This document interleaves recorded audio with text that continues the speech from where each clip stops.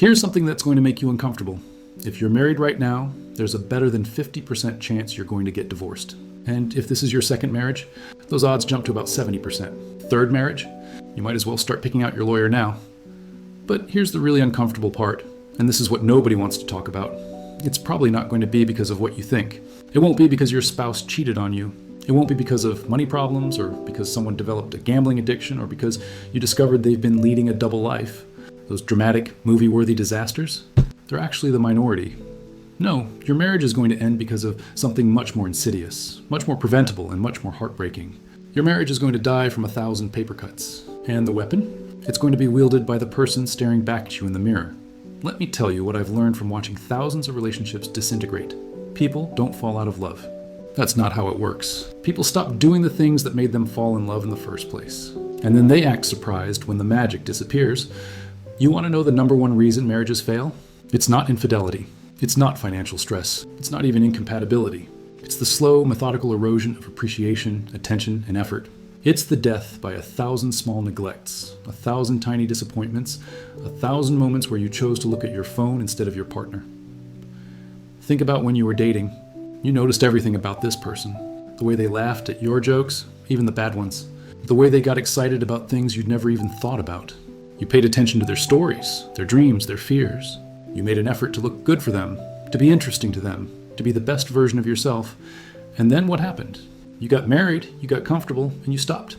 You stopped noticing. You stopped trying. You stopped being curious about the person sharing your bed, your home, your life. Here's a story that perfectly illustrates this. A woman once told me her marriage ended because of a granola box. Sounds ridiculous, right? But let me explain. For the first 5 years of their relationship, her husband would buy her this specific type of expensive granola that she loved. Every week, without fail, he'd come home with that box of granola. It was a small thing, but it said, I pay attention to what you like. I think about you when you're not here. You matter to me. Then one day he stopped. No explanation, no discussion. He just stopped buying the granola, and she never said anything about it. For months, she waited for him to remember, to notice that she wasn't eating granola anymore. But he didn't. And every morning as she ate her toast instead of her granola, it was like a tiny rejection. A small confirmation that she was becoming invisible to the person who was supposed to see her most clearly.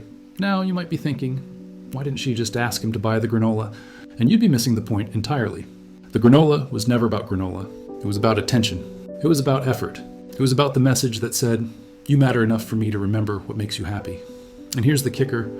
While she was mourning the loss of granola that represented his caring, he was probably mourning something too. Maybe she used to greet him at the door when he came home.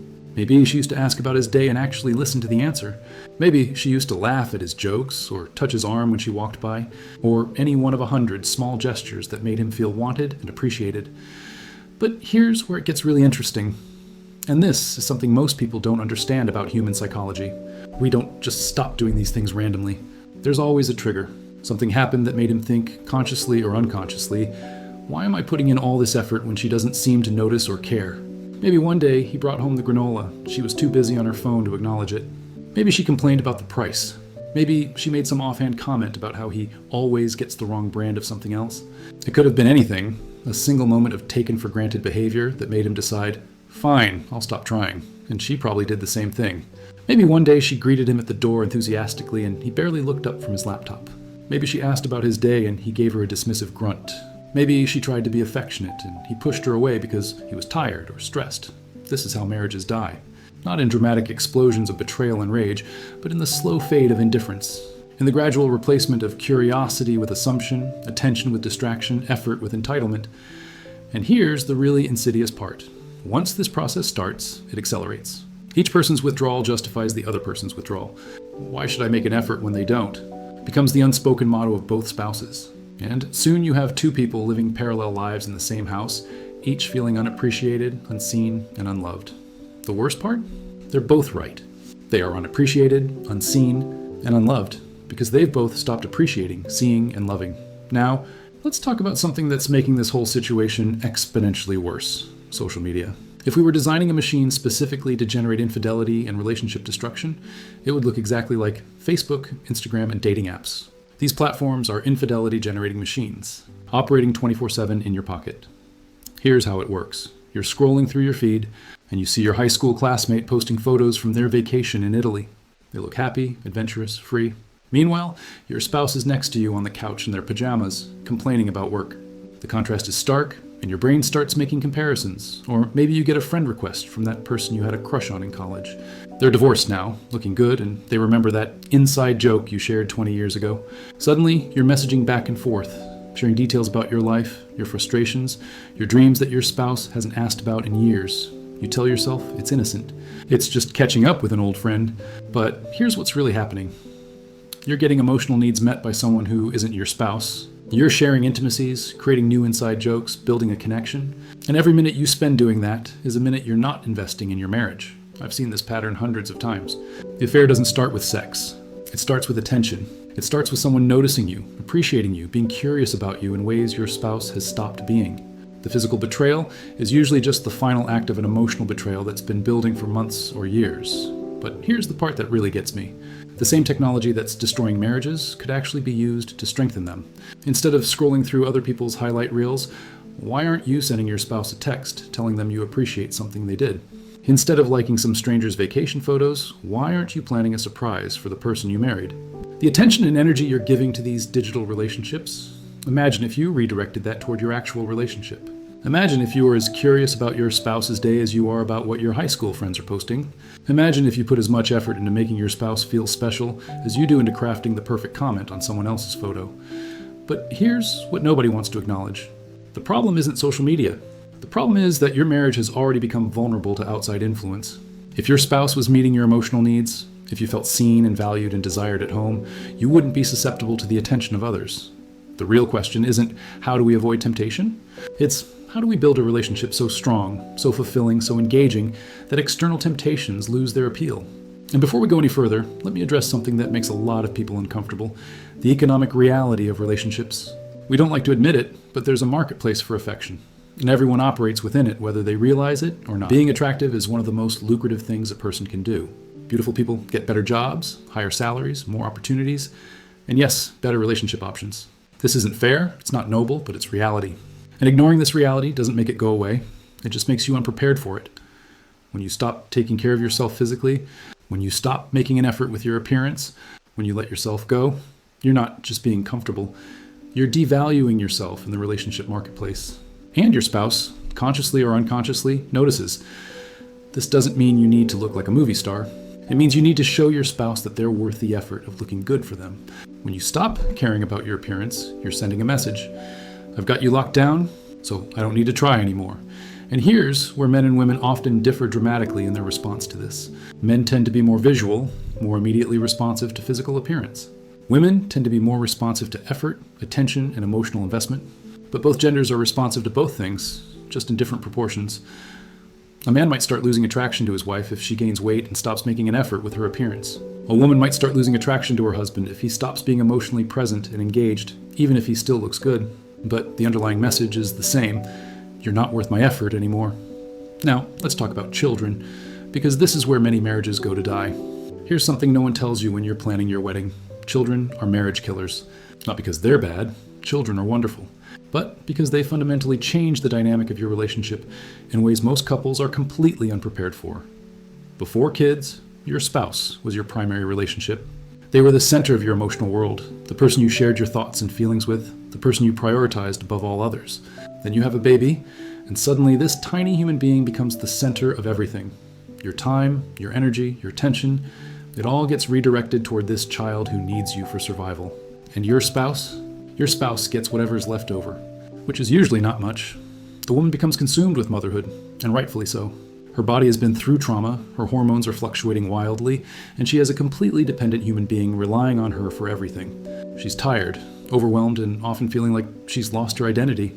The man feels pushed aside, ignored, like he's become nothing more than a paycheck and a sperm donor. He looks at his wife and sees someone who used to light up when he walked in the room, and now she barely acknowledges his existence because she's so focused on the baby, and both of them are doing what they think they're supposed to do. She's being a good mother. He's trying to be supportive, but neither of them is being a good spouse anymore because they don't know how to be both at the same time. This is when affairs often start. Not because people are evil or selfish, but because they're starving for the attention and affection they used to get from their spouse. They miss feeling wanted, desired, important to someone. And when that someone isn't their spouse anymore, they start looking elsewhere. The solution isn't to ignore your children or be a bad parent. The solution is to remember that your marriage is the foundation of your family. If your marriage fails, your children suffer. If your marriage thrives, your children benefit from seeing what a healthy relationship looks like. This means you have to fight for your relationship with the same intensity you fight for your children. You have to protect time for each other, even when it's inconvenient. You have to continue to see each other as lovers, not just co-parents. You have to remember that you were a couple before you were parents, and you'll be a couple after the kids leave home, but most couples don't do this. They fall into the trap of thinking that being good parents means sacrificing their marriage. And then they wonder why, 18 years later, they look at each other like strangers. Now, let me share something that might surprise you. Manipulation, used thoughtfully and with good intentions, can actually strengthen your relationship. I'm not talking about dishonesty or emotional abuse. I'm talking about the conscious effort to influence your partner's emotions in positive ways. When you surprise them with their favorite coffee, you're manipulating their mood. When you compliment them on something specific they did well, you're manipulating their self-esteem. When you initiate physical affection without expecting it to lead to sex, you're manipulating their sense of security and connection. This is not only normal, it's necessary. Successful couples are constantly, subtly influencing each other toward happiness, connection, and satisfaction. The problems arise when this influence becomes negative, when you start manipulating toward resentment, insecurity, and disconnection. But most couples don't even realize they're doing this. They don't understand that every interaction is either building up their relationship or tearing it down. Every comment, every look, every response is either creating more love or less love. When you roll your eyes at your partner's story, you're teaching them that their experiences don't matter to you. When you respond to their excitement with indifference, you're training them to stop sharing their joy with you. When you criticize them in front of others, you're showing them that your need to be right is more important than their dignity. And here's something that will really mess with your head. You're probably doing this to the person you love most in the world. You're probably kinder to strangers than you are to your spouse. You probably put more effort into being pleasant to your coworkers than to the person you share a bed with. Think about it. When a stranger tells you about their weekend, you listen politely and respond with appropriate interest. When your spouse tells you the same story, you might grunt acknowledgement while scrolling through your phone. When a coworker asks for help with something, you're happy to assist. When your spouse asks for help, you sigh like they're imposing on you. Why do we do this? Because we take our spouses for granted. We assume they'll always be there, so we don't feel the need to work to keep them happy. We save our best behavior for people we're trying to impress, and we give our worst behavior to the people who matter most. This is backwards, and it's destroying marriages everywhere. The answer is surprisingly simple, though not easy. You have to keep dating your spouse. I don't mean the occasional dinner out or weekend getaway. I mean maintaining the mindset you had when you were trying to win them over, when you were curious about their thoughts, when you made an effort with your appearance, when you prioritized their happiness, when you communicated openly about your feelings and fears. You have to keep doing the things that made them fall in love with you, and you have to stay interested in the things that made you fall in love with them. This requires what I call fearless communication. Not the sanitized, walking on eggshells conversation that many couples settle into, but the kind of honest, vulnerable, sometimes uncomfortable dialogue that builds real intimacy. When something bothers you, you address it immediately.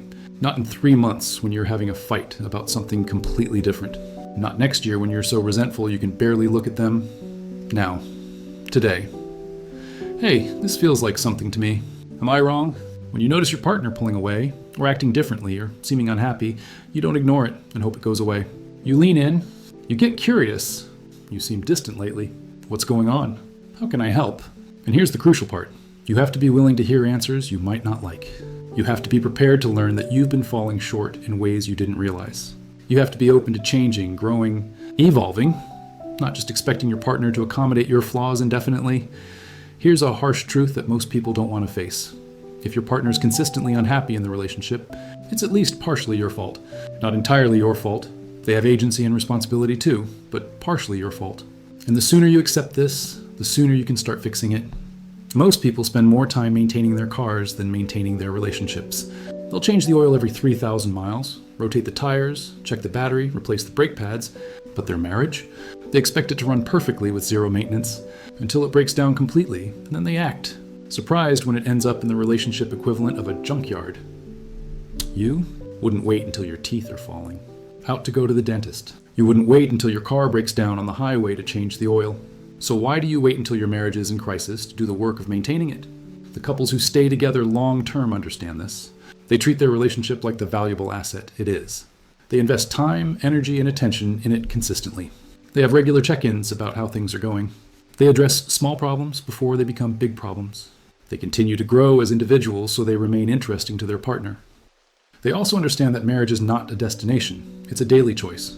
Every morning, you wake up and choose this person again. You choose to prioritize their happiness, to be curious about their inner world, to make an effort to be the partner they deserve. And here's something else successful couples understand.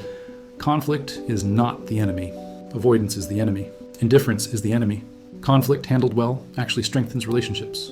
It's how you learn about each other's needs, boundaries, and values. It's how you negotiate the inevitable differences that arise when two separate human beings try to build a life together. The problem isn't that couples fight. The problem is how they fight. Most couples fight to win, to prove they're right, to make the other person admit they're wrong. But successful couples fight to understand, to solve problems, to get closer to each other. When you're in a conflict with your spouse, ask yourself, am I trying to win this argument, or am I trying to strengthen this relationship? Am I trying to prove a point, or am I trying to understand their perspective? Am I fighting against my partner, or am I fighting alongside my partner against the problem? And here's a concept that will change everything for you. Assume positive intent. When your partner does something that hurts or annoys you, assume they didn't do it to hurt you. Assume they had good intentions but poor execution, or they're dealing with stress you don't know about, or they simply made a mistake. This doesn't mean you don't address the behavior. It means you address it from a place of curiosity rather than accusation. I felt hurt when you said that.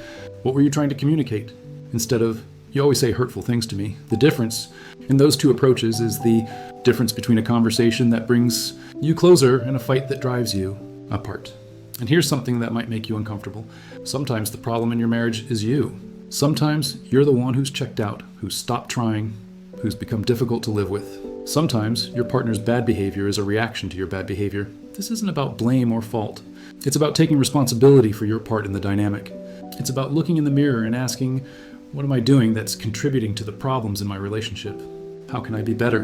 Because here's the thing, you can't change your partner.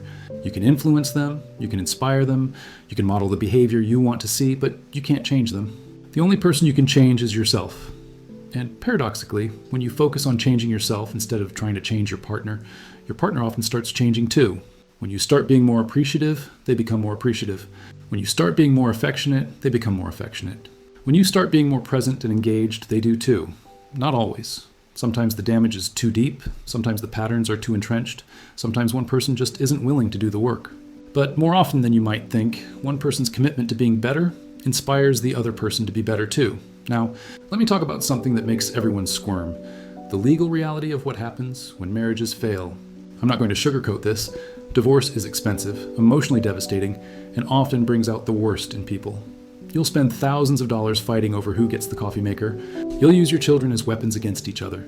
You'll say things to the person you once promised to love forever that you wouldn't say to your worst enemy. And at the end of it all, you'll have two broken households, confused children, and the realization that everything you built together has been destroyed. But here's what really gets me. Most of this could be avoided with a simple legal document that couples are too scared or proud to discuss, a prenuptial agreement. I know. Prenups aren't romantic. They're uncomfortable to talk about. They force you to confront the possibility that your marriage might not last forever. But you know what's less romantic? Spending years in court fighting over money while your children watch their family fall apart. A prenup isn't planning for failure, it's planning for reality. It's acknowledging that humans are fallible, that feelings change, that life is unpredictable. It's like wearing a seatbelt. You're not planning to crash, but you're smart enough to prepare for the possibility. And here's the thing about prenups. The process of negotiating one actually strengthens relationships.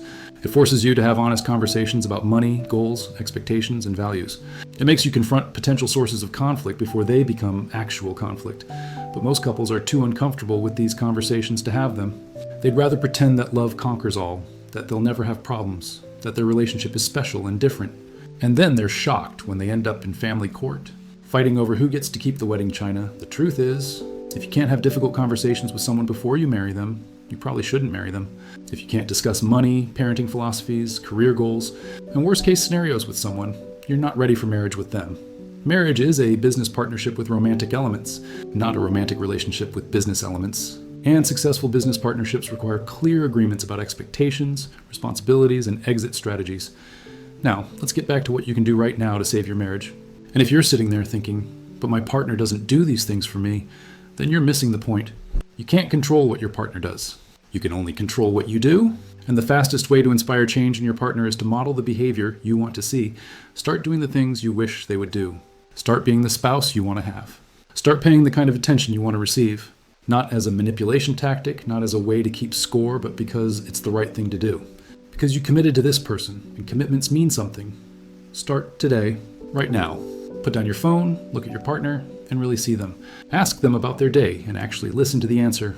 Thank them for something they do that you usually take for granted. Touch them in a way that says, I choose you, instead of, I want something from you. Buy the granola. Open the door. Send the text. Have the conversation. Do the work, and the truly tragic part? Most of this damage is completely unconscious. You're not trying to hurt your partner. You're not intentionally destroying your marriage. You're just being lazy, distracted, or defensive in moments when your relationship needed you to be present, engaged, and generous.